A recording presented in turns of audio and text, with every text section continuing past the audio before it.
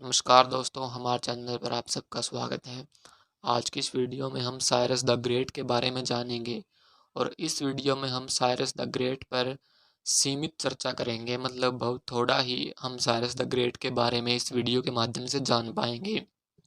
आप ऐसा समझ लीजिए, जैसे कोई फ़िल्म आती है तो सबसे पहले उसका ट्रेलर आता है। तो ये साइरस द ग्रेट की जो डिटेल वीडियो आएगी, ये उसका ट्रेलर है आज की वीडियो। तो इस वीडियो में हम बहुत थोड़ा ही जान पाएंगे साइरस द ग्रेट के बारे में। तो चलिए फिर ज़्यादा देर ना करते हम इस वीडियो को शुरू करते हैं। साइरस द ग्रेट या ग्रेट साइरस 580 ईसा पूर्व में जन्मे थे और 529 ईसा पूर्व में उनकी मृत्यु हुई और पहले अचमेनिद सम्राट थे।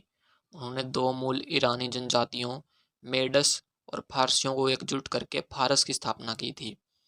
यद्यपि वह एक महान विजेता के रूप में जाने जाते थे, जिन्होंने एक समय में अब तक देखे गए सबसे महान साम्राज्यों में से एक को नियंत्रित किया था। मतलब उनका जो अचमेनिद साम्राज्य था वो सबसे महान साम्राज्य, सबसे बड़ा साम्राज्य माना जाता है।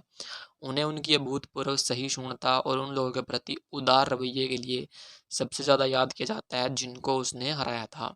देखिए, बड़े बड़े साम्राज्य तो चंगेज़ खान ने, तैमूर ने भी जीते हैं। वो बड़े बड़े साम्राज्यों के जो है शासक रहे हैं, लेकिन सारस को द ग्रेट इसलिए कहा गया है क्योंकि वो उनकी तरह क्रूर नहीं थे। चंगेज़ खान और जो राजा हुए उनकी तरह क्रूर नहीं थे। काफ़ी सहिष्णु और काफ़ी उदार रवैये के व्यक्ति थे सारस द ग्रेट, इसलिए उन्हें आज याद किया जाता है। मेडस पर अपनी जीत के बाद उन्होंने अपने नए राज्य के लिए एक सरकार की स्थापना की, जिसमें नागरिक अधिकारियों के रूप में मजला और फारसी दोनों रईसों को शामिल किया गया। एशिया माइनर की विजय पूरी हुई। उसने अपनी सेनाओं को पूर्वी सीमाओं तक पहुंचाया। हिरकानिया और पार्थिया पहले से ही मजला साम्राज्य का हिस्सा थे। आगे पूर्व में उन्होंने ड्रैगियाना, अर्चोशिया, मरागियाना और बैक्टीरिया पर विजय प्राप्त की।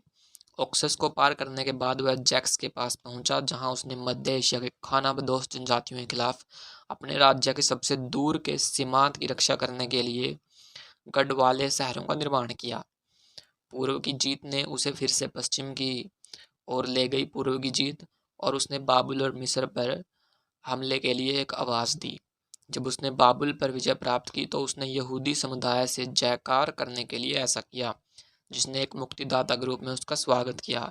उसने यहूदियों को वादा किया कि जिस देश में वे लौटना चाहते हैं, वहाँ पर लौटने की उनको अनुमति दे दी जाएगी। उन्होंने अन्य जातियों की धार्मिक मान्यताओं और सांस्कृतिक परंपराओं के प्रति बहुत सहनशीलता और सम्मान दिखाया, इसलिए ही इनको सारस द ग्रेट कहा जाता है। इन गुणों ने उन्हें उन सभी लोगों का सम्मान और श्रद्धांजलि प्रदान की जिन पर उन्होंने शासन किया था। पसरगढ़ ईरान में साइरस द ग्रेट की बेस रिलीफ बेबीलोनिया पर जीत ने सुलह की नीति के सभी पहलुओं को व्यक्त किया है, जो साइरस ने तब तक पालन किया। उन्हें खुद को एक विजेता के रूप में नहीं, बल्कि एक मुक्तिदाता और ताज के वैध उत्तराधिकारी के रूप में प्रस्तुत किया है। उन्होंने मानव जाति के लिए ज्ञात मानवाधिकारों का पहला चार्टर भी घोषित किया। उन्होंने बाबुल के राजा और भूमि के राजा की उपाधि ली। साइरस ने विजय प्राप्त लोगों को एक ही सांचे में मजबूर करने के बारे में नहीं सोचा और फारसी ताज से जुड़े प्रत्येक राज्य की संस्था को अपरिवर्तित छोड़ने की बुद्धि थी। 539 ईसा पूर्व में उन्होंने 40,000 से अधिक यहूदियों को बाबुल छोड़ने और फिलिस्तीन लौटने की अनुमति दी। यह कदम मानव जाति में शांति लाने की उनकी नीति के अनुरूप था। पूर्व से एक नई हवा बह रही थी, पराजित और मारे गए पीड़ितों के रोने और विनम्रता को दूर ले जा रही थी। बर्खास्त शहरों की आग को बुझा रही थी और राष्ट्रों को गुलामी से मुक्त कर रही थी। साइरस ईमानदार पुरुषों का एक महान नेता, उदार और बेनलोवेंट था।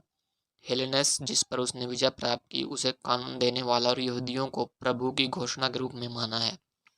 अपनी मृत्यु से पहले उन्होंने फारस में पसरगढ़े में एक नई राजधानी शहर की स्थापना की और अपने साम्राज्य के लिए एक सरकार की स्थापना की थी।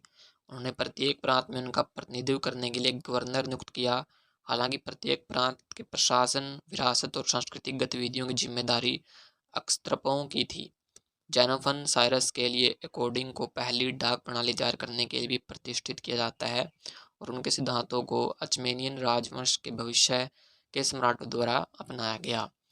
तो दोस्तों, इस वीडियो में हमने साइरस द ग्रेट के बारे में बहुत थोड़ा जाना है। इनका जीवन और इनके जो युद्ध हैं, इनकी जो नीतियाँ हैं वो काफ़ी अधिक हैं। उन पर एक डिटेल में वीडियो हम बनाएँगे, उसके बारे में हम संपूर्ण चर्चा करेंगे इनके जीवन पर। और इनके जीवन पर हमें चर्चा करनी भी चाहिए, क्योंकि जो प्राचीन काल में जो भी राजा महाराजा हुए वो बहुत ही क्रूर थे। युद्ध में जो है बेकसूर लोगों को मारना, उनको बेकसूर बच्चों को, स्त्रियों को मारना, बंदी बना लेना, ऐसे चला है। लेकिन साइरस द ग्रेट ने जब भी इतने बड़े साम्राज्य की स्थापना की है, वो बेकसूर लोगों को मारकर नहीं की, बेकसूर लोगों, स्त्रियों, बच्चों को गुलाम बनाकर नहीं की है। वो एक काफ़ी अच्छे शासक रहे हैं, तो इसलिए इनके बारे में जानना महत्वपूर्ण हो जाता है। और आगे की वीडियो में हम साइरस द ग्रेट के जीवन पर संपूर्ण रूप से चर्चा करेंगे। इस वीडियो में इतना ही। अगर आपको आज की जानकारी पसंद आई है तो वीडियो को लाइक कीजिए और हमारे चैनल को सब्सक्राइब कीजिए।